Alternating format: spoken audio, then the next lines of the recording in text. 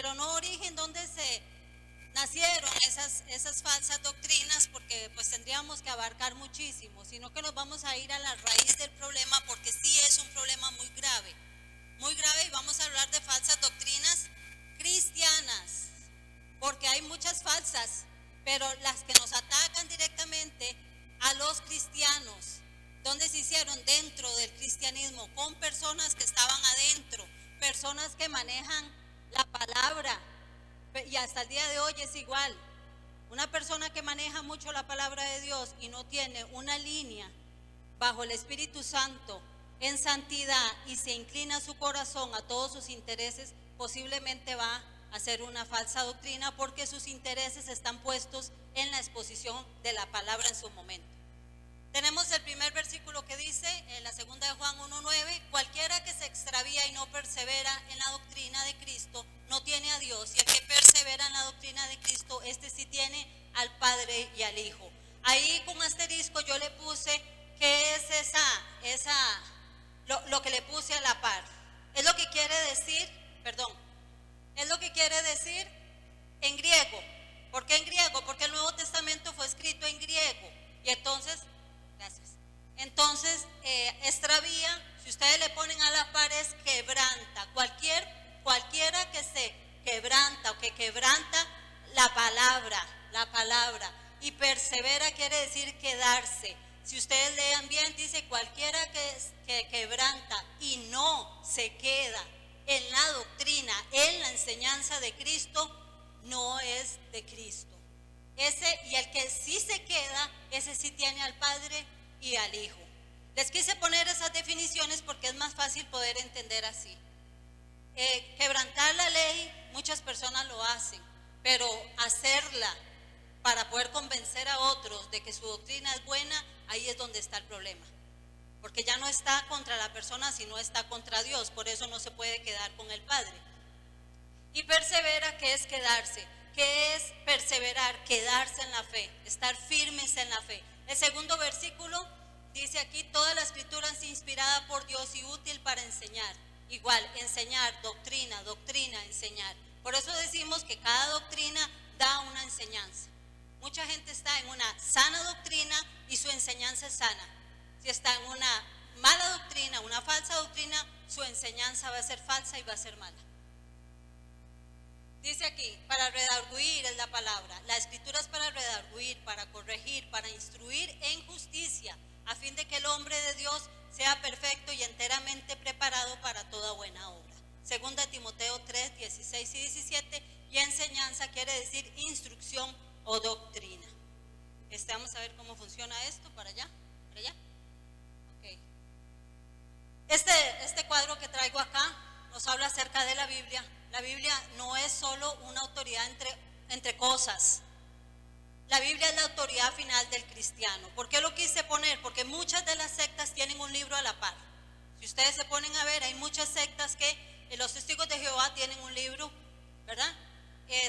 También la mayoría de todos los judíos tienen la Mishnah, tienen varias cosas a la par. Los católicos tienen el libro de la tradición, ellos se basan en cosas que no están en la Biblia y las montan como reales porque esa es su tradición, así ha sido enseñado, pero la Biblia no. El cristiano solo con la Biblia puede ser instruido por el Espíritu Santo. Dice aquí, los pensamientos, la razón, la tradición y la cultura deben ser juzgados por la palabra de Dios, juzgados. Nosotros todo lo que pensamos, todo lo que creemos que es, lo tenemos que llevar a la palabra. Ella va a ser la que va a juzgar nuestros pensamientos, nuestras decisiones y lo que nosotros abarcamos. Pero la Biblia no puede ser juzgada por ninguna autoridad. No puede ser juzgada. No la pueden agarrar y decir que eso es lo que dice acá, pero este libro dice tal cosa, o porque yo creo. Si es cierto que es inspirada, pero el Espíritu Santo tiene que estar ahí en la razón que usted está dando. Para eso ella es compacta y tiene un hilo donde ella misma, toda ella misma es fiel. Y si usted va a un lugar donde le explican una cosa, tiene que buscarlo en varios lugares para que lo pueda respaldar. Dice aquí en 1 Juan 2:21, les escribo pues no porque no conozcan la verdad, sino porque la conocen. Vean esa frase, no porque no conozcan la verdad, sino que el que conoce la verdad es el que va a saber si es cierto o no. Y ustedes saben que ninguna mentira puede venir de la verdad. Dice la palabra también que Satanás es el padre de la mentira. ¿De qué estamos hablando? Del origen, ¿dónde nace todo? Ahí en la palabra. Agarran un versículo, 2 versículos y hacen una falsa doctrina. Pero los que conocen la verdad, los que van a tener los sentidos ejercitados, van a saber que hay algo que no calza. Van a saber que hay algo que no calza, el Espíritu Santo los va a incomodar y la palabra también. ¿Por qué tenemos tantas personas creyendo lo que sea? Porque la autoridad se queda. A mucha gente es muy importante lo que dice el hombre, lo que dice la mujer, o como el hombre ahora está viviendo. Si ese hombre está viviendo bien y no tiene ninguna dificultad y no tiene ninguna, ¿verdad? Para las personas creen que eso es vivir bien. Y la Biblia enseña todo lo contrario. La Biblia enseña que por miles de años el cristiano ha sufrido. Pregunten a los primeros cristianos que fueron muertos en el martirio. Ellos perdieron ahí su vida. Y también nos dice que Satanás es el padre de la mentira. Así que todas las personas que creen la mentira podrían ir viendo dónde van a ir haciendo su familia. Perdón, vamos para acá. ¿Cómo se crea una mentira? Distorsionando la verdad. Y ahí podríamos irnos, ustedes lo pueden anotar, pero en Génesis 3 vemos la aparición del enemigo de Satanás hablando con Eva. Y le está diciendo que no es del todo cierto lo que el Señor Jesús, lo que el Dios Padre le está diciendo. Que puede ser que haya algo más. Y ahí es donde se origina todo. Cuando el hombre empieza a tener información fuera de Dios, en ese engaño es donde empiezan ya las falsas doctrinas, las falsas enseñanzas. Y si vemos bien, es en Génesis 3, o sea, empezó en el inicio de la Biblia. Ahí es donde empieza la mentira. Y ahí es donde empieza la gente a creer las primeras mentiras. Y nos vamos a dar cuenta que, como pongo la imagen ahí, usted puede estar muy cómodo y puede estarse dando la mano con cualquier persona que tiene una falsa doctrina. Y no se puede estar dando cuenta, porque dice la palabra que hay sutilezas en esto. Hay muchas sutilezas. Miren, hermanos, con solo que usted le use en la palabra de Dios, ya todo el mundo es cristiano. Todas las personas que se presentan, inclusive en televisión, ahora dicen, yo ya no voy a tal lado, ahora voy a una iglesia evangélica. Y resulta que usted no puede decir nada de nadie, de ninguna iglesia, ni de ninguna denominación, porque estamos mal, hablar mal. Pero nadie defienda la verdad. Y quedarse en la verdad tiene un precio. Porque el cristiano está llamado a caminar solo, porque solo va a tener que dar sus cuentas. Amén. Vean, es largo, pero sí quiero que lo analicemos. Dice, aquí está hablando Pedro y dice, tened entendido que la paciencia de nuestro Señor es ¿para qué? Para salvación. Como también nuestro amado hermano Pablo, según la sabiduría que le ha sido dada, os ha escrito casi en todas sus epístolas, hablando en ellas de estas cosas, entre las cuales hay algunas difíciles de entender, los cuales los indoctos e inconstantes tuercen, como también las otras escrituras, ¿para qué? Para su propia perdición. Así que vosotros, oh amados, sabiendo de antemano, guardaos, no sea que arrastrados por el error de los inicuos, caigáis de vuestra firmeza. Si ustedes analizan bien esos 3 versículos, hay una gran advertencia. Hay una gran advertencia y nos habla mucho. Primero nos dice que la paciencia del Señor es para salvación. No, la paciencia del Señor no es para hacerlo a usted rico. La paciencia del Señor no es para que usted se vaya sano, porque de algo va a haber que morirse. La paciencia del Señor es para que la gente sea salva, para que la gente alcance la vida eterna. Al torcer la palabra, como hacían los primeros que torcían la palabra de Pablo, ¿por qué? Porque no la entendían, la torcían. Entonces él dice claramente que hay 3 personas que usan eso. Dice que son indoctos, que son constantes y que son inicuos. Y que las personas que están en la firmeza pueden llegar a caer. Así que no crea que porque, ¿verdad?, nosotros somos los que debemos de estar pesando la palabra, los que estamos en la sana doctrina somos los que estamos llamados a pesar lo que nos están enseñando. Ya los que están afuera están enredados.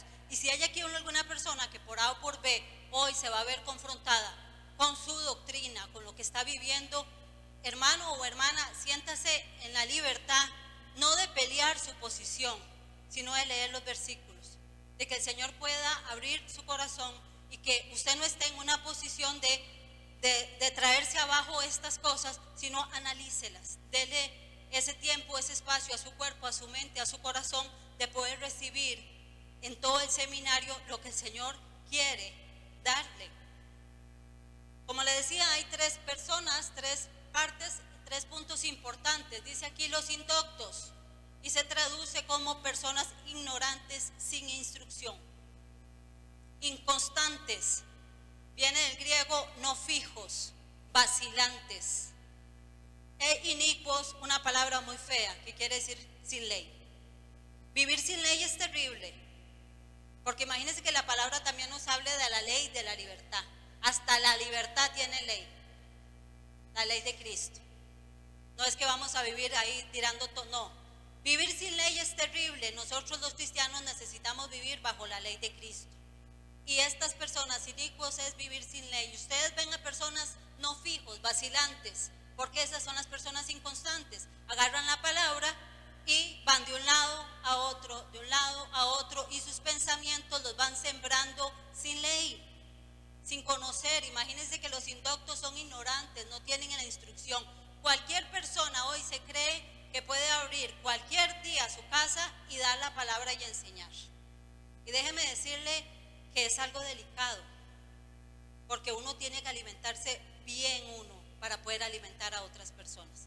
No vaya a ser que usted un día agarrando un solo versículo vaya a estar enseñando algo que Dios no quiere que enseñe. Porque para decir que uno tiene que enseñar la palabra hay que tener su tiempo. No hay tiempo más valioso y más hermoso que es meterse en la palabra de Dios personalmente. Ya cuando uno lo puede compartir, gloria a Dios por eso. Pero ¿de qué nos sirve poder compartir la palabra con la gente si no está haciendo en nosotros el cambio personal y espiritual, que realmente nos morimos y nos vamos solos? No es lo que leímos, es lo que nosotros practicamos de la palabra. Vemos a estas tres personas y vamos a hablar acerca de que así empezaron las herejías, y Pedro lo puso muy bien. Pedro puso de que esas personas no entendían y las torcían. Aquí yo les pongo la palabra herejía, que es igual en griego a decir que es una elección o una alternativa. Siempre hemos tenido la palabra herejía por algo malo, pero al principio no fue así. Eran escuelas de pensamiento y escuelas de filosofías. Quiero decir que no fue malo en la manera en que lo vemos ahora. Uno podía decirle: hey, hereje, ¿para dónde vas? Y le dicen: voy para la escuela. ¿Me entiende? Para ellos no era así. Y lo vamos a ver en Hechos 24, a ese sí lo vamos a leer. Vamos a buscar Hechos 24. Vamos a hacerlo rapidito.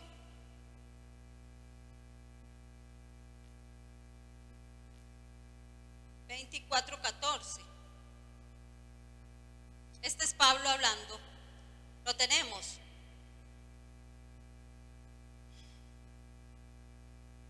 (24:14) dice: pero esto te confieso, que según el camino que ellos llaman herejía, así sirvo al Dios de mis padres, creyendo todas las cosas que en la ley y en los profetas están escritos.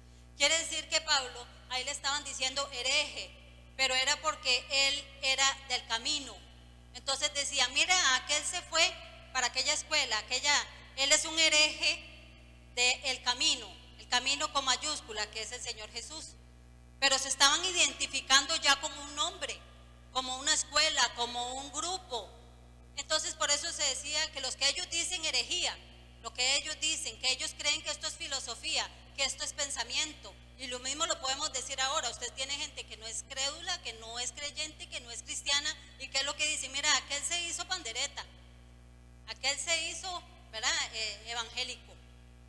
Entonces, ahora vamos a buscar Gálatas 5:20 y vamos a ver dónde aparece otra vez la palabra. 5:20.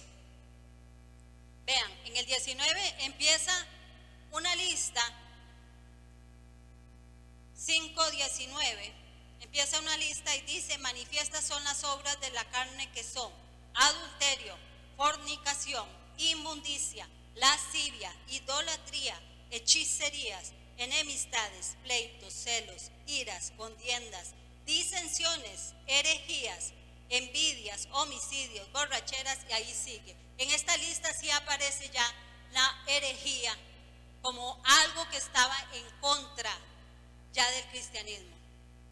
Ya el Señor lo estaba diciendo: todas las personas que se van a perder por medio de estas enseñanzas ya están en contra de la palabra, ya van a ser juzgadas por estar en contra de la palabra. Ya se les podría llamar herejes. Entre ellos se llamaban herejes unos a otros porque había muchos dioses. Siempre ha habido, para los humanos siempre han habido muchos dioses. Ahorita estamos en el Nuevo Testamento, pero en el Antiguo Testamento cada tribu, cada pueblo que peleaba tenía un dios, y muchos dioses en un mismo. El cristianismo no, solamente tiene uno, que son tres: el Padre, el Hijo y el Espíritu Santo. Entonces ahí vemos que, pero no está mal la definición de la persona que es un hereje. Está teniendo la alternativa de irse en contra de Dios, está eligiendo estar en contra de Dios. Dice aquí, bueno, ese corazón yo no sé si se ve bien, lo hice en rojo, pero bueno. Hay algunas advertencias que nos da la palabra de Dios, y dice el Señor Jesús en palabras de Él: guardaos. Él dice en Mateo: guardaos. Mirad que nadie os engañe. También es otra de las frases que el Señor Jesús usó. Mirad que nadie os seduzca, porque si ustedes traducen en griego, la palabra engaña es seducir. ¿Cómo es que seduce a la persona? Atrayendo. Van atrayendo con palabras, con las necesidades de cada persona, y ahora lo vamos a ver. Dice que son filosofías y huecas sutilezas. Es muy suave, es muy tierno la cosa. Vacías, sí, pero son destructoras. ¿Por qué vacías y destructoras? Porque no dan ningún fruto, son vacías, la persona no sale, es más, se empeora, pero destruyen. En lugar de ir creciendo, van destruyendo la mente de las personas. Vean qué importante este versículo que dice 1 Corintios 11, 19: porque es preciso que entre vosotros haya disensiones, herejías. Es importante que hayan, dice la palabra. ¿Por qué?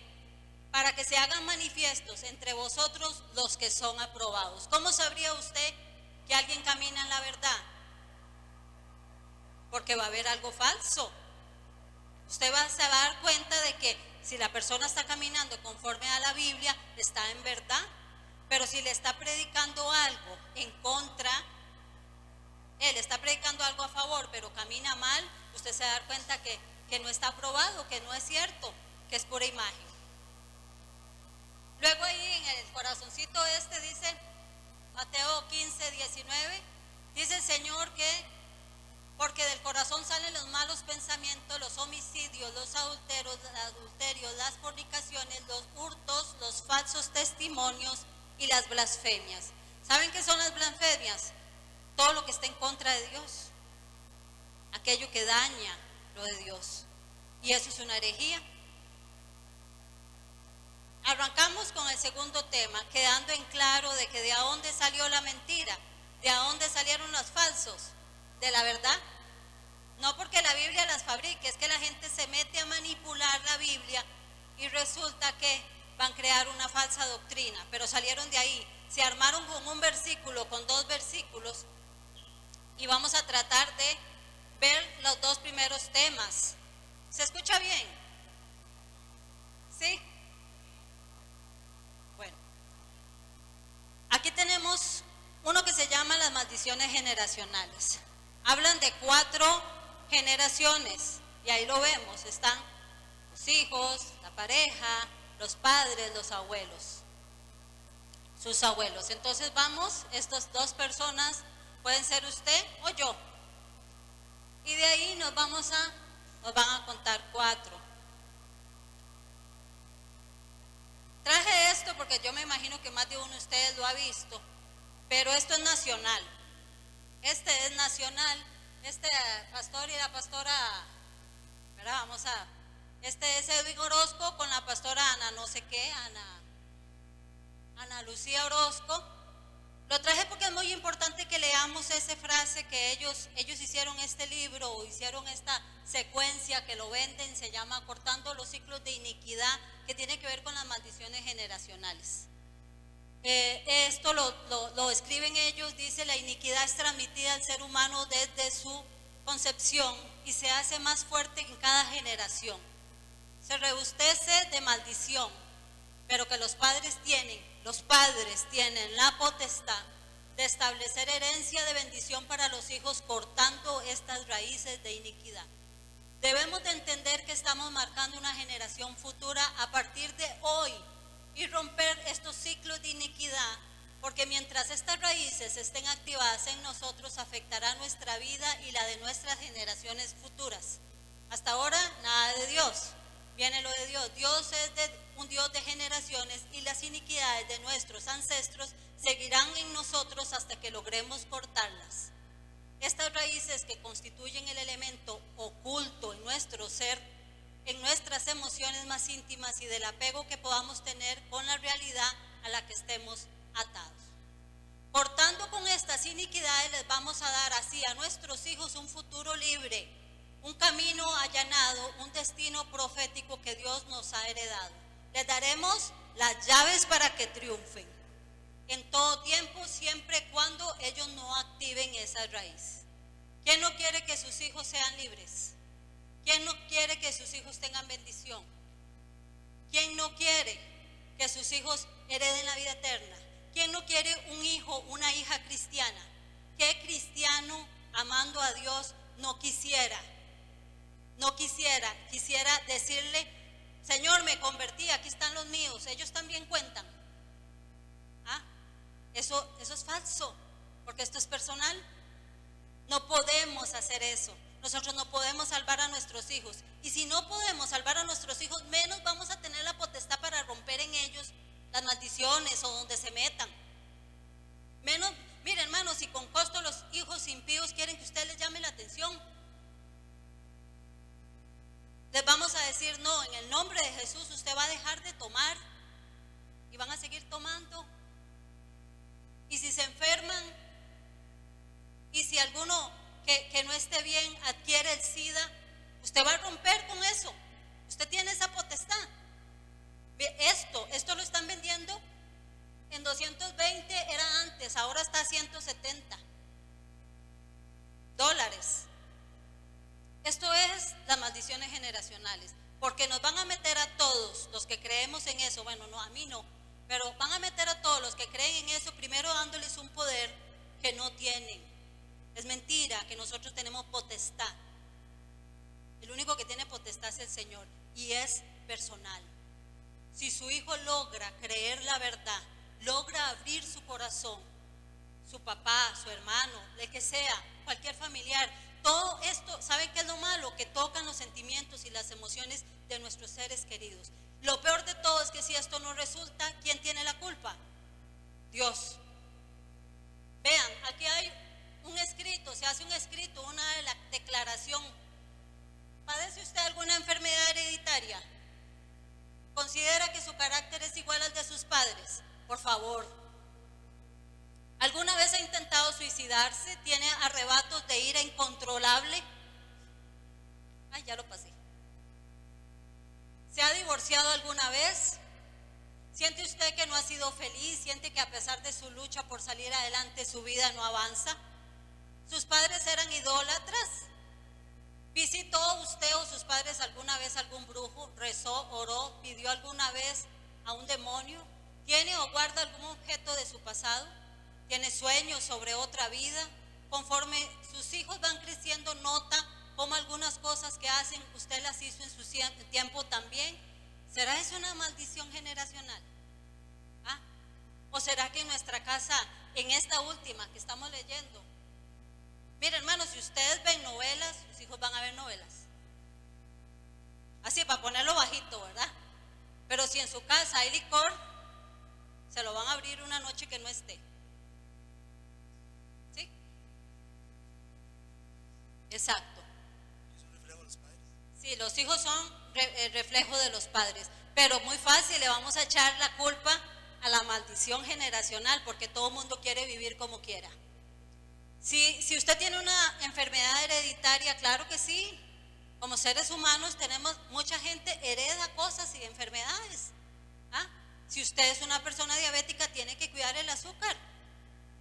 Si rompe el ciclo de la iniquidad y usted sigue diabético, ¿qué va a hacer?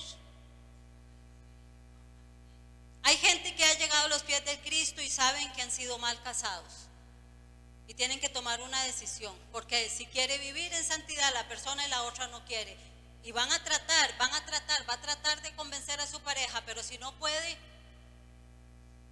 y no va a haber solución, entonces va a heredar el divorcio también. Están poniendo mucho peso sobre las personas. ¿Tienes diabetes? ¿Tus padres tienen diabetes? Analízalo. ¿Tienes problemas con la vista? ¿Alguien tiene problemas con la vista?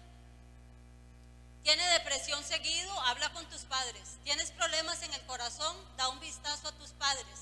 ¿Te divorciaste? ¿Tienes adulterio? ¿Saben qué? Aquí les puse abajo, el concepto de esta herejía es: Dios culpa por el pasado personal, así como el de los antepasados, en una sola persona. Y Satanás tiene un reclamo legal contra el creyente que no decreta y renuncia.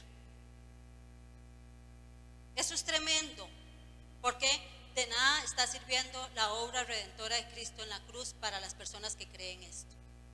Eso es tremendo. Destruye las bellezas y riquezas espirituales del Señor. De nada sirve nacer de nuevo, mucho menos la sangre de Cristo. Ustedes se tienen que dar cuenta que no solamente no quiero pertenecer a creer en las maldiciones generacionales. Cada uno tiene que luchar en su casa porque esa blasfemia no entre a su casa, porque realmente sus hijos crezcan en la verdad. Y si nadie quiere, asuma usted el reto y dé el paso de creer en la verdad. Él anuló el acta. Y ahora vamos a leer un versículo donde dice que fue exhibido, Satanás fue exhibido en la cruz del Calvario.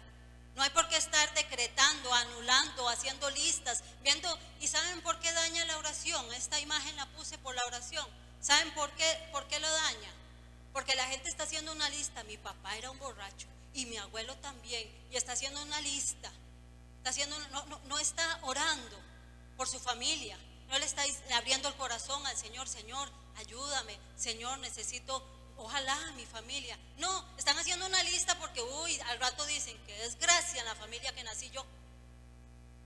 ¿Se imagina que es ir a traer 4 generaciones atrás?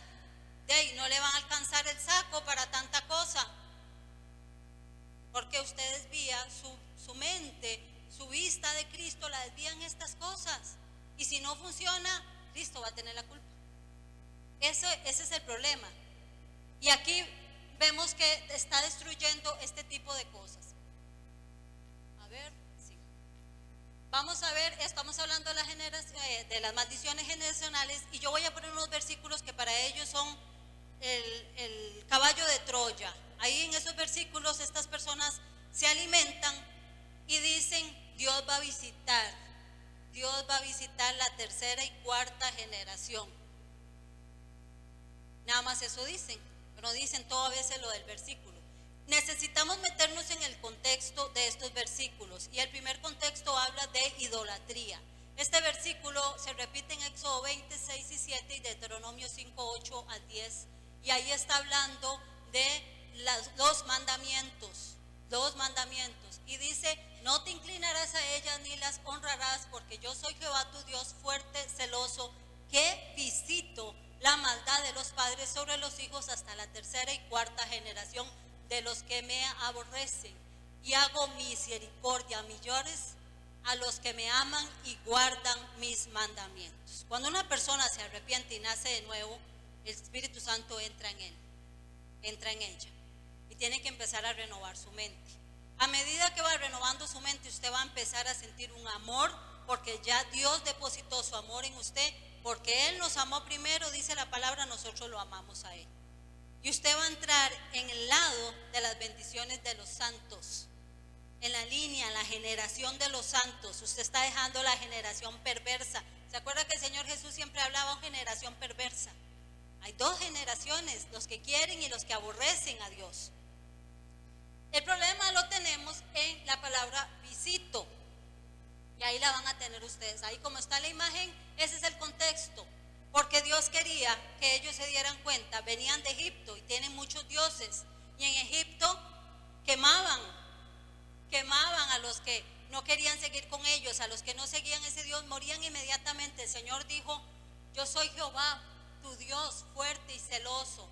Va a venir un montón de gente detrás suyo. Yo voy a ir a visitarlos, a fijarme, a ver. ¿Por qué? Porque esto es personal. Dios no la va a ver a ella y va a ver toda su familia atrás. La va a ver a ella si ella recibe al Señor Jesús. Dice que esto es un contexto, es una oración de Moisés. Jehová tardo para la ira y grande en misericordia, que perdona la iniquidad y la rebelión. Ahí en ese contexto de la oración el Señor estaba bravo con ellos, porque habían hecho una maldad. Y el Señor, y Moisés le ora y le dice: tú eres tardo para la ira y grande en misericordia, que perdona la iniquidad y la rebelión. Vean qué Dios más bueno. ¿Quién ha gustado de las bondades de Dios? Dios me perdonó mi rebelión y mi iniquidad. Él me la perdonó. Y yo sé que ustedes también. Es un Dios bueno, aunque de ningún modo tendrá por inocente al culpable. ¿Qué quiere decir eso? Que Dios es personal. El culpable será culpable si no se arrepiente. Sigue. Que visita la maldad de los padres sobre los hijos hasta los terceros y hasta los cuartos. Visita. Sigue la oración, porque hasta ahí llega el versículo, hasta el 18. Pero si usted sigue el versículo que sigue, dice: perdona ahora la iniquidad de este pueblo según la grandeza de su misericordia. Está hablando Moisés guiando al pueblo de Israel. Él se está presentando a interceder delante del pueblo. En ningún momento usted está viendo ahí que están hablando de maldiciones. Por eso les digo que el contexto es muy importante. Aquí los dos contextos dicen que Jehová es Dios fuerte, celoso y hace misericordia a millares, a los que le aman. Y aquí dice que es tardo para la ira y grande misericordia, que perdona la iniquidad y la rebelión. La palabra visita es la que traducen. Vamos a ver. ¿Se pegó esto?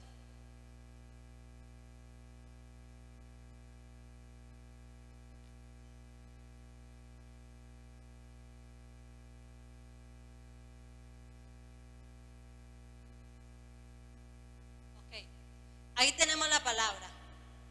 Vean el versículo 34:7, que guarda misericordia a millares. Se vuelve a repetir en otro lado, que perdona la iniquidad, la rebelión, y que de ningún modo tendrá por inocente a malvado. Que visita. Ven que vuelven a repetir lo mismo. Dios es bueno. Pero esta palabra es la que ellos dicen. Y vean la lista de lo que realmente significa. Supervisa, reúne, cuida deposita, arregla, pasa lista. También dice castigo. ¿Por qué? Porque si no se arrepienten, va a haber un castigo, ¿no? Pero si se arrepienten, señala y está pendiente de cada persona que nace. Olvídese si es su familia o la mía. Cada persona que nace, el Señor va a llegar a visitar. ¿Cierto? A mí me visitó. Y le cuento que como 2 veces, porque en la primera yo iba a una iglesia que nada que ver, me fui para el mundo, me fui para el mundial. Y a los 30 años vine a la iglesia del pastor Tibor, a los 30 años. Pero el Señor me visitó y me supervisó, cuidó, Él señaló, estuvo pendiente. Cada generación va a ser así. Y no estamos hablando de familias, estamos hablando de personas. Él se fija. Él es un Dios perdonador, Él es un Dios de oportunidades. Dios va a dar la oportunidad a cada uno. Usted no tiene por qué traerse los pecados de sus familias. Ninguno de nosotros podemos hacer. ¿Quién tiene aquí a la mamá que no es cristiana? Ya deseara uno tener a su mamá cristiana. Ya deseara uno tener a sus hijos. ¿Qué podemos hacer? Solo pedirle al Señor. Nadie va a vivir de la santidad de uno, y tampoco nadie me va a quitar los pecados sino Cristo. No se puede. No se puede. Entonces, esa lista quiere decir la palabra tan pequeñita que ponen en estos versículos. Pero el contexto es muy importante, porque Dios sigue siendo bueno. Dios sigue siendo justo y sobre todo Dios siempre va a dar la oportunidad. La persona que ya se muere sin Cristo se acabó, hasta ahí llegó. Pero no es una maldición generacional, no lo es así. Y si hay aquí algún hijo, una hija que su mamá le ha dicho eso, termine con eso ya. Créale a la palabra. Viva una vida en cristianismo obedeciendo y amando al Señor. Vean estas fotos tan lindas que traje. Aquí hay 4 generaciones. Vean qué lindo. Me gustó mucho la imagen. Y ahí tenemos la chiquita, la hija, la mamá y la abuela. Vamos a hablar de la abuela. Si la señora no es un buen ejemplo, por no hablar de hombres, porque ahí siempre ponemos hombres, ¿verdad? Pero ahí también todos somos iguales. Si la abuela desde joven ha dado malos ejemplos, su mamá lo va a hacer, la otra y la otra, pero si en este cuadro de 4 esta se arrepiente, esta se arrepiente y le da un buen ejemplo a ella, no tiene por qué ser lo que la abuela enseñó, porque es una generación. Su vida se da de ejemplo, bueno o malo, se extenderá hasta que la persona vive y afectará con su vida y su conducta a su familia. Hay gente que dice, mi abuelita sí que fue trabajadora, mi abuelita sí que nunca me permitió una mala palabra. Yo tenía a mi mamá me daba unos manazos porque en mi casa no se permitía, y no digo ni malas palabras, o sea, cosas descorteses. Yo lo viví. Yo lo viví porque a mí me lo hacían. Y en este lado de las generaciones, yo me pongo a pensar, todo es a base de testimonio. Si, como les dije, si en las casas, si en los ambientes se sigue generando el mismo ciclo de porquería, y usted va a la casa y va a la iglesia y vuelve a venir a la casa y en su casa nada cambia, están siendo espectáculo, están siendo vituperio del evangelio. Y nada tiene que ver con las maldiciones generacionales. ¿Por qué? Porque nos vamos a quitar la responsabilidad así nomás. No es así. Leímos en el versículo pasado, Dios no va a tener por inocente al culpable. Hay que arrepentirse y hay que amar la palabra. Y si nadie quiere vivir conforme la palabra dice, va a tener que quedarse solo o sola. Vamos a leer Job 11.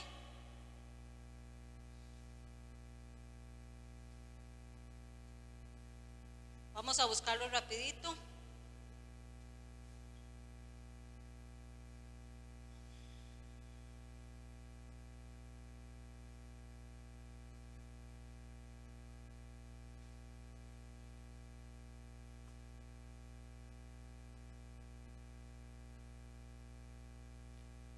Dice el 11:13, si tú dispusieres tu corazón y extendieres a él tus manos, si alguna iniquidad hubiere en tu mano y le echares de ti, y no consintieres que more en tu casa la injusticia, entonces levantarás tu rostro limpio de mancha y serás fuerte y nada temerás, y olvidarás tu miseria o te acordarás de ella como de aguas que pasaron.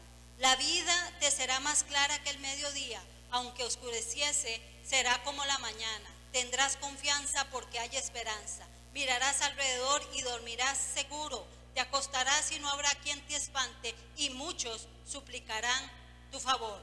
Pero los ojos de los malos se consumirán y no tendrán refugio, y su esperanza será dar su último suspiro. Si tú dispusieres tu corazón y no permites que mora en tu casa la injusticia,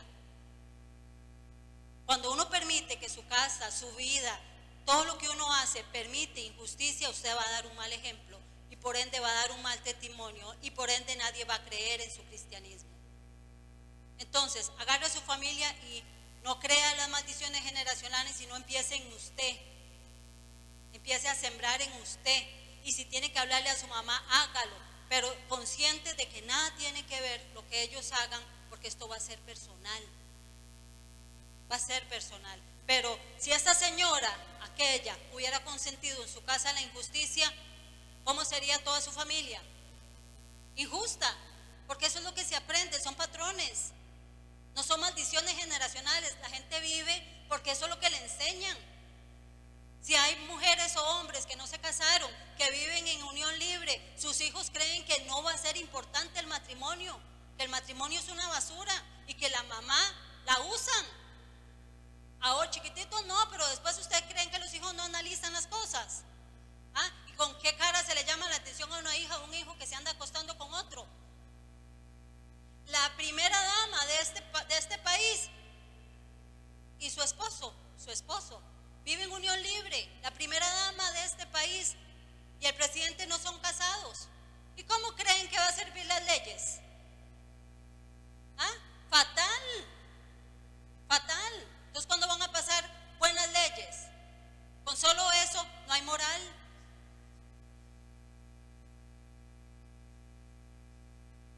Pero es que es un pensamiento, ahora es un pensamiento vivir en unión libre, por si no pegamos, por si no pegamos. Eso es en el mundo, en el cristianismo no se engañe. Si hay gente que cree que es cristiana y no está así, no se engañe, busquemos a Cristo. Él es amplio en perdonar, amplio en perdonar. Aquí está un ejemplo que lo vamos a ver rápido. Hay 3 reyes ahí: Ezequías el papá, Manasés el hijo, Amón el nieto y luego el bisnieto, Josías. Voy a leer medio rápido. Dice aquí que reparó y limpió el templo. Ezequías tenía un corazón muy lindo para Dios. Reorganizó los cultos religiosos, se libró una Pascua, quitó los lugares altos, quitó la idolatría, destruyó los ídolos. Imagínense que la serpiente de bronce que ellos la tenían, porque la tenían desde el desierto, tuvo que mandarla a destruir. ¿Por qué? Porque la gente se estaba volviendo idólatra y quería llegar a la imagen solamente. Nace Manasés, que dice la historia que fue uno de los peores reyes de Israel. Manasés quemó sus hijos. Un hijo de él lo quemó a un dios y era un rey israelita. Nace Amón, y Amón, siendo sucesor de Manasés, hizo lo malo como hizo su padre. Pero resulta que llegamos a la cuarta y es Josías. Y dice Josías: destruyó los lugares altos construidos por su padre. Josías llegó a amar al Señor, encontró los rollos que estaban perdidos de la Torá y lloró, desgarró sus vestiduras y le dijo a todo el pueblo: vamos a hacer lo que dice la ley, vamos a amar a Dios de corazón. Dice que echó los encantadores y adivinos, encontró los rollos del libro de la ley y convocó a todo el pueblo a llevar el mandato de Dios. ¿Qué pasó ahí? No era la cuarta. Y después, y ahí van. Entonces, ¿qué pasó con Josías? No cargó lo de este ni cargó lo de este. Llegó a amar a Dios y vean lo que dice de Josías. No hubo otro rey antes de él que se convirtiese a Jehová de todo su corazón y de toda su alma y de todas sus fuerzas, conforme a toda la ley de Moisés. Ni después de él nació otro igual. Eso dice la palabra de Josías. ¿Por qué? Porque esto es personal. Josías le creyó. Josías sí llegó a amar al Señor. Su papá no y su abuelo tampoco. Pero es que es personal. Eso es lo que nos enseña la Biblia. Es personal. Es que no es bíblico y además quita la responsabilidad de pecado a todos los que deseen vivir en contra del Señor. Es muy fácil, es muy conveniente. Esa de las maldiciones generacionales es una doctrina muy conveniente para la gente, porque la gente se va a quitar la culpa muy fácil. Versículos para que ustedes puedan respaldar esto en contra de esta doctrina falsa. Dice 2 Crónicas 25:4: según lo que está escrito en la ley en el libro de Moisés, donde Jehová mandó diciendo: no morirán los padres por los hijos, ni los hijos por los padres, mas cada uno morirá por su pecado. Al pasar Jesús vio a un hombre ciego de nacimiento. ¿Recuerdan esta historia? Y le preguntaron sus discípulos diciendo: Rabí, ¿quién pecó, este o sus padres, para que haya nacido ciego? Imagínense una persona desde ahí pensando que nació ciego, que fue una maldición. El Señor Jesús le dijo: no es que pecó este ni sus padres, sino que para las obras de Dios se manifiesten en él. ¿Por qué el Señor no contestó si hubiese sido falsa, si hubiese sido realmente esa doctrina, verdad? Pecó su papá, pecó su abuelo, por eso este nació ciego. El Señor no contestó así. Él contestó como dice la Biblia, para que se manifieste la gloria de Dios en cada persona que se arrepiente, en cada persona que el Señor visita. Vean lo que dice allá en Juan 8:11. Ella dijo, está hablando de la mujer adúltera, ¿se acuerdan? ¿Quién te condena? Y ella dice, ninguno, Señor. Entonces Jesús le dijo, ni yo te condeno, vete y no peques más. La persona que se arrepiente, no peque más, salga adelante, pero no se traiga los pecados de sus familias. Imagínense que el Señor le dijo, vete y no peques más, pero llevas una carga ahí de tu abuela, de tu abuelo y todo el resto. Ahora va a tener que hacer otros pasos para que usted sea libre. Y no fue así. Dice el Romanos 2, 5 y 6, pero por tu dureza y por tu corazón no arrepentido, atesoras para ti mismo ira para el día de la ira y de la revelación del justo juicio de Dios, el cual pagará a cada uno conforme a sus obras. Cada uno va a pagar conforme a sus obras. Cada uno. Usted no tiene por qué traerse los pecados de las demás familias. Vean qué lindo este versículo, porque el Señor es el Espíritu, y donde está el Espíritu del Señor hay libertad.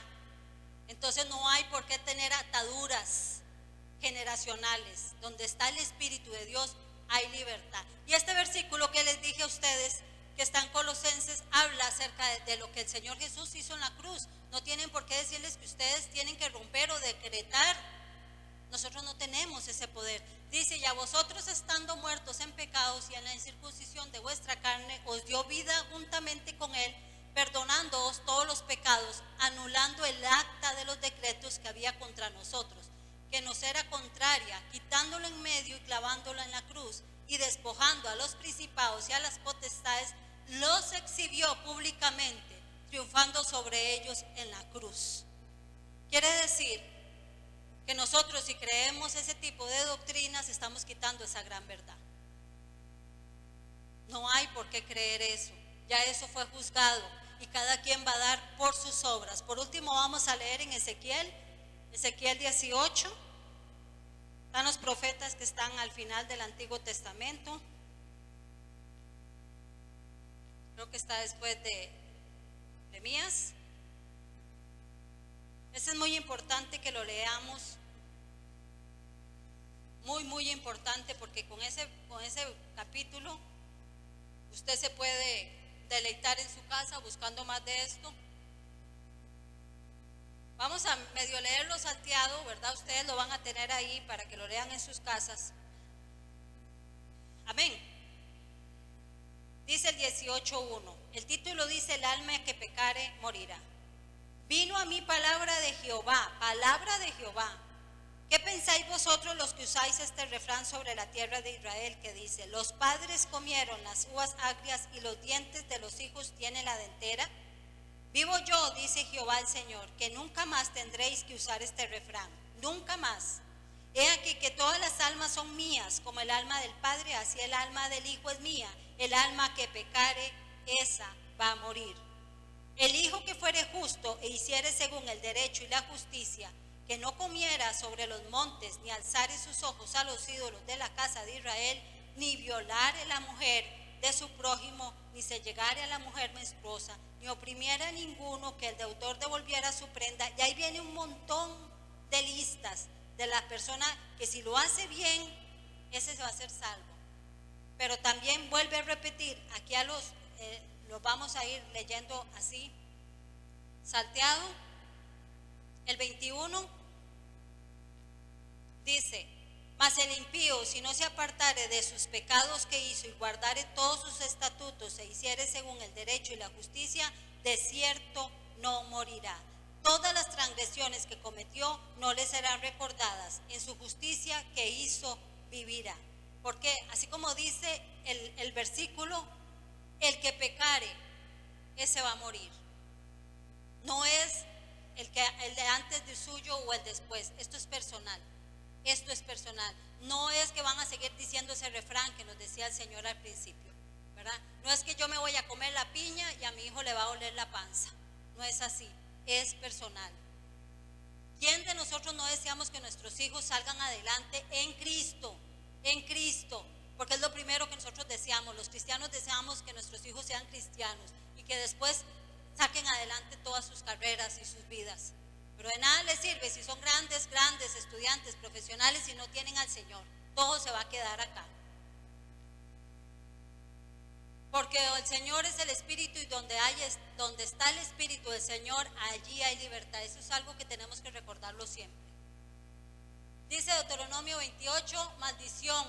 Deuteronomio 28, para que ustedes lean todo el capítulo, habla de las bendiciones y las maldiciones. Bendiciones y maldiciones. Ahí van a encontrar ustedes muy amplio, y aquí nosotros lo resumimos con un principio que manejamos siempre en la iglesia. Dice que maldición es fruto de la ausencia de Dios en la vida de una persona.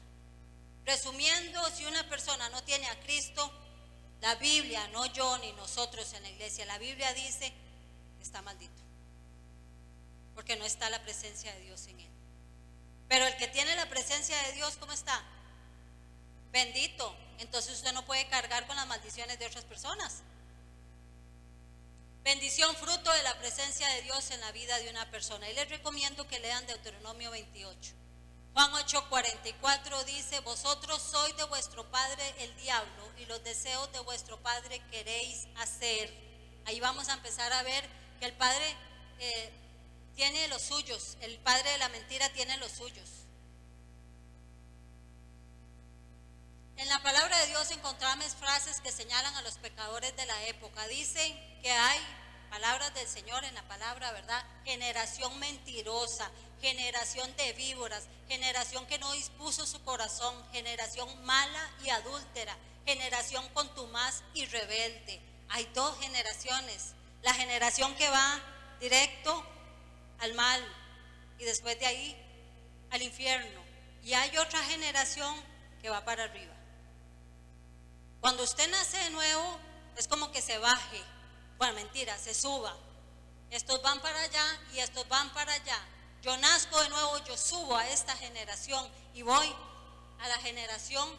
Dice Salmo, este es otro, el versículo que dice Salmo 78:8: y no sean como sus padres, generación contumaz y rebelde, generación que no dispuso su corazón ni fue fiel para con Dios y su espíritu. Eso es una generación mala. Y nada hace usted decretando sobre una persona que no tiene a Cristo, porque no pasa nada.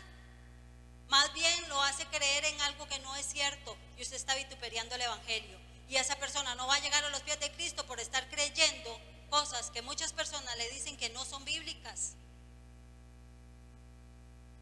La generación bendita. Hay otra generación espiritual, dice aquí, donde hay un solo Padre. No hay abuelos ni nietos, solo hijos, porque es la generación de los hijos de Dios, los cuales entramos a ser parte de esta generación cuando reconocemos que hay un solo Dios, nos arrepentimos de nuestros pecados y pedimos perdón a Dios. La sangre de Cristo nos lava, y el Espíritu Santo entra a nuestra vida por el nacimiento. Por el nuevo nacimiento somos una nueva criatura. A través del nuevo nacimiento somos trasladados del reino de las tinieblas al reino de nuestro Padre Celestial. Amén. ¿Ven cómo ya estamos en otra generación? En una generación de los benditos.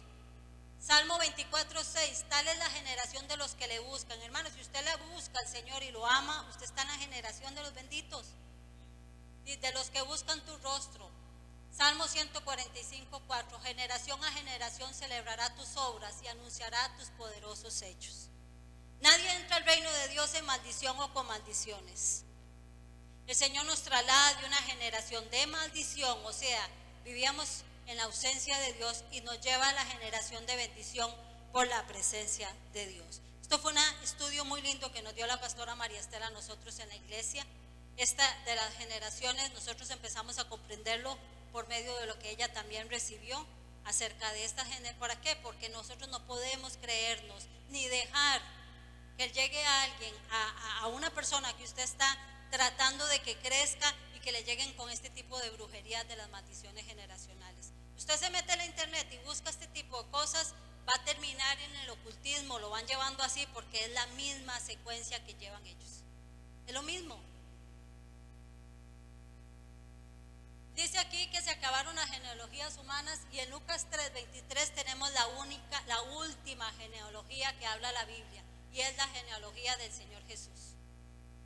Eso es lo más hermoso, eso es lo más lindo. Y ahí terminan las genealogías. ¿Por qué? ¿No se ha puesto usted a pensar por qué el Señor Jesús no tuvo hijos? ¿Saben por qué? Porque el Señor Jesús no vino por medio de hombre,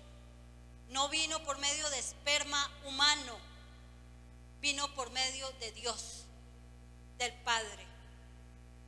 Ahí se terminan las genealogías. Imagínense el Señor Jesús pensando con esa doctrina. Entonces, ¿qué hubiera pasado con todos sus abuelos y antepasados? No podía. ¿Qué es lo que pasa? Que ahí en esa tumba vacía, después de que el Señor muere, ahí viene todo. Nosotros somos nuevos nacidos, personas espiritualmente en Cristo. En Cristo. Nosotros no tenemos, esto no es una línea sanguínea. Yo no le heredo a mi hijo la bendición ni la salvación. No lo puedo hacer. Le puedo dar un ejemplo y le puedo hablar de la palabra para que él siga a Cristo. Pero yo no le puedo heredar a él por medio de mi sangre nada espiritual, porque no es corrupto. Nada de lo de Dios es corrupto ni es terrenal. Amén. Y esta es la segunda parte, y va a ser menos que la que acabamos de ver, porque ya de todas maneras tengo que ir cerrando. Yo decreto y Dios me obedece. Encontré esa imagen, estaba bonita. Bonita no es, pero bueno, está muy clara. Cuando mi ignorancia se convierte en blasfemia. Eso es una imagen que anda muchas veces por ahí y dice que es decretar y Dios tiene que hacer. Se llama la confesión positiva. La confesión positiva. Lo que quiero algo, lo confieso y lo obtengo. Y eso es muy normal en el cristianismo ahora. Cristianismo no, porque no es cristianismo. En la falsa doctrina que se ha metido es muy normal. Ahí tenemos una persona, esto no tiene lucecita roja. Arriba. ¿No? No importa. Esta persona que está ahí de blanco y negro, él entre 1860 por ahí y 1900 estuvo él, se llama Kenyon, sí, con K y Y. Él fue pastor y él empezó con este movimiento, a empezar a creer que la Biblia se podía mezclar con esto y empezar a decir que se podía decir, porque empezaron a leer versículos de que usábamos la boca para decir las bondades de Dios y que podíamos decir y empezó a hacer un desarreglo de que nosotros podíamos decretar y decir y las cosas eran hechas porque Dios hizo donde no se veía nada. Pero es que nosotros no somos iguales a Dios. ¿Se imagina que es creer que lo que yo digo va a ser hecho? Imagínense por qué estaríamos todos como estamos. Es más de lo que ustedes creen, es más oculto de lo que ustedes creen. Está Kenneth Hagin, que es el que está en corbata. Este señor en los años 70 llegó a retomar las enseñanzas de este disque pastor, con tanto punto que hizo un libro y hasta lo plagió. Muchas cosas no las varió, lo plagió exactamente como él lo hizo y fue muy popular. ¿Por qué creen ustedes que es muy popular la confesión positiva? A ver.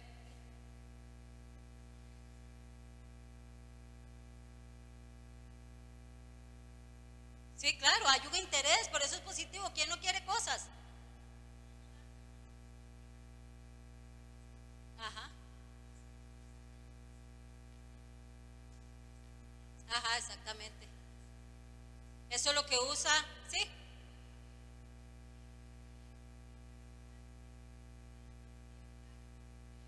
Ajá. Sí, es que ya hay una mezcla de Dios.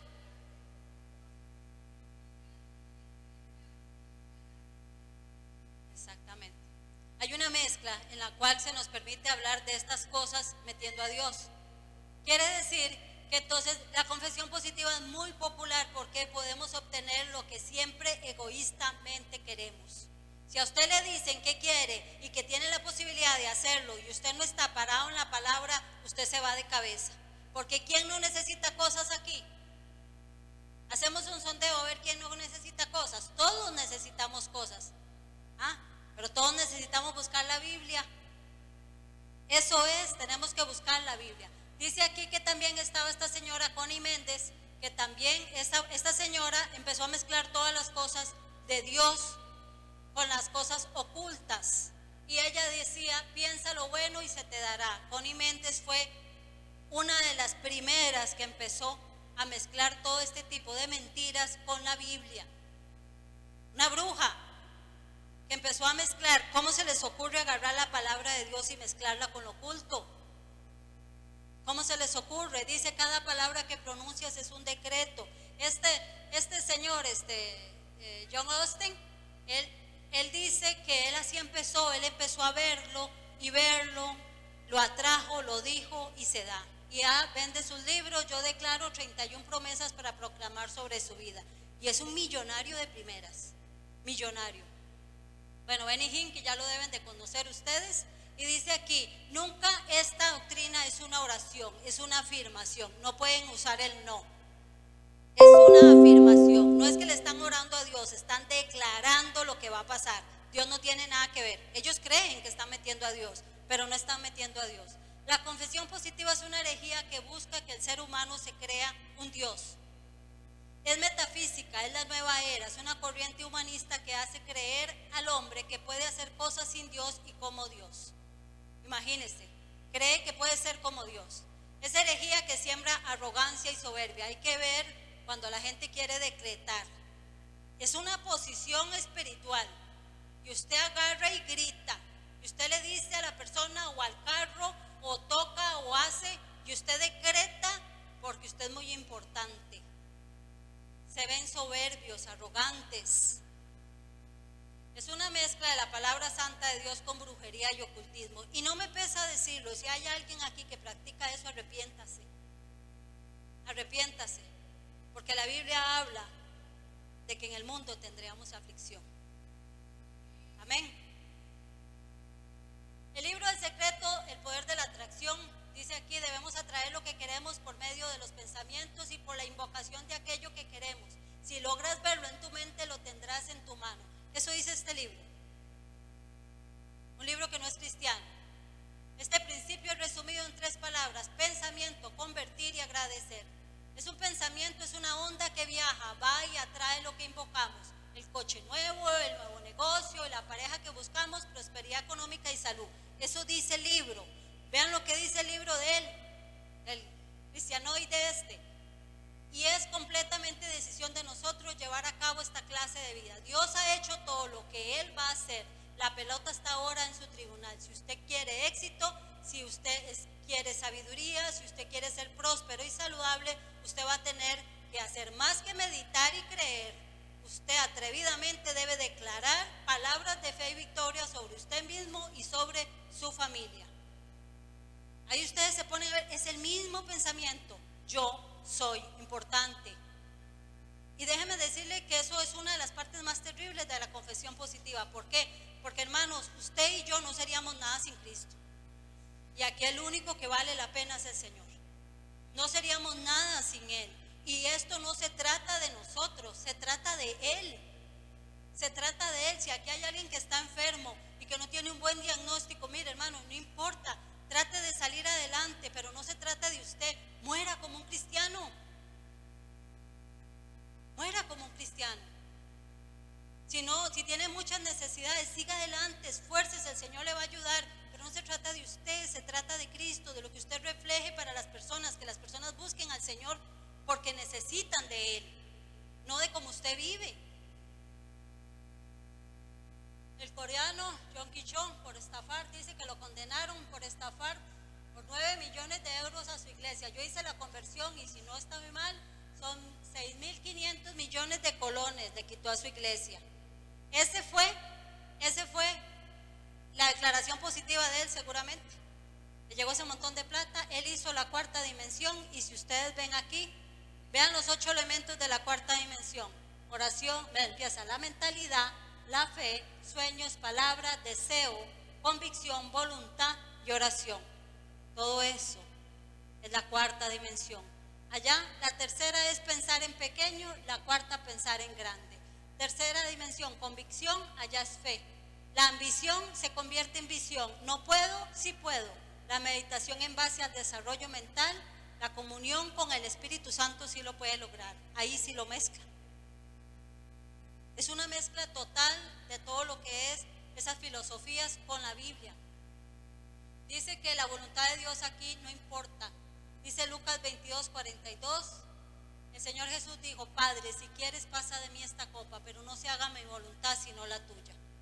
Es importante la voluntad de Dios en nuestra vida. Primera de Juan 5:14 dice, esta es la confianza que tenemos en Él, que si pedimos alguna cosa conforme a su voluntad, Él nos oye. ¿Conforme a quién? A la voluntad de Dios.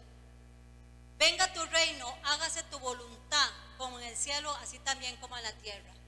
La voluntad de Dios es lo que importa, no lo que nosotros pidamos.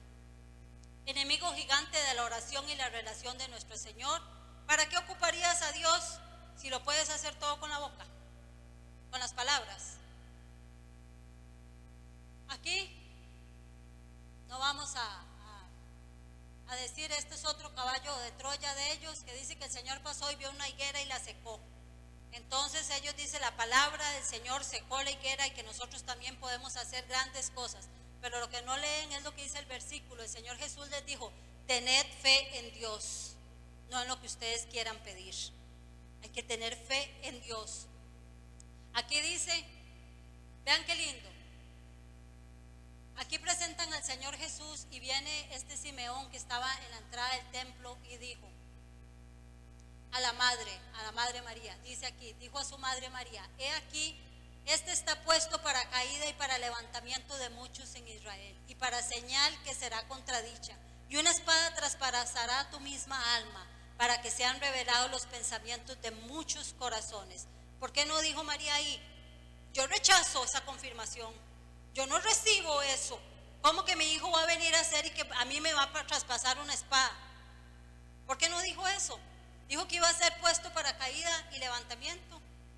Hubiera rechazado esa afirmación. Allá, vea lo que dice Esteban cuando lo estaban apedreando. Señor Jesús, recibe mi espíritu, y puesto de rodillas clamó a gran voz, Señor, no le tomes en cuenta este pecado. Y habiendo dicho esto, durmió.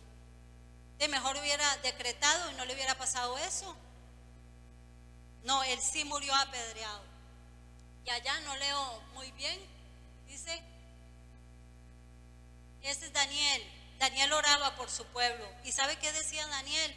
Nuestra es la confusión, nuestra es la vergüenza, tuyo es el perdonar. Eso sí son palabras de fe. Aquí está Pablo.